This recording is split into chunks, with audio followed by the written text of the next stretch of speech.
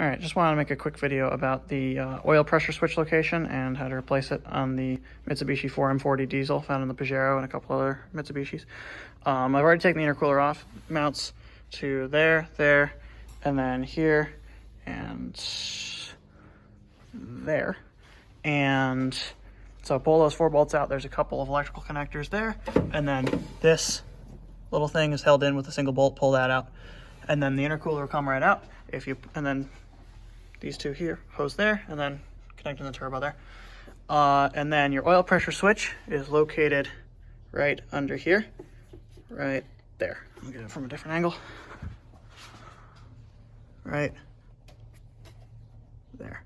So the wiring for it comes over here, and what happens is, since these things rattle so much, the switch falls apart, and there's the connector for it.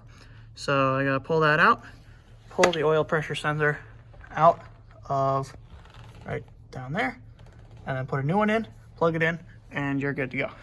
All right, to get the new one in there, just get a socket on it. The old one was 27, the original one.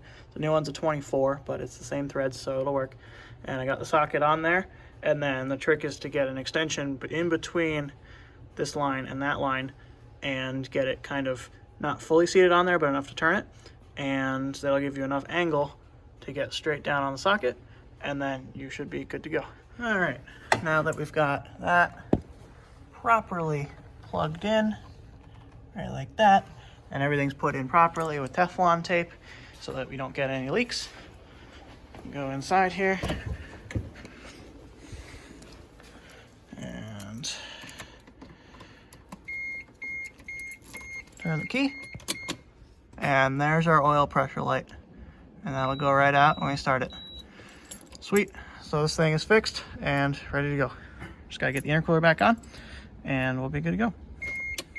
Hope this helped. Couldn't find any other videos on the internet about this, so figured I'd make a quick one to kind of help you guys out.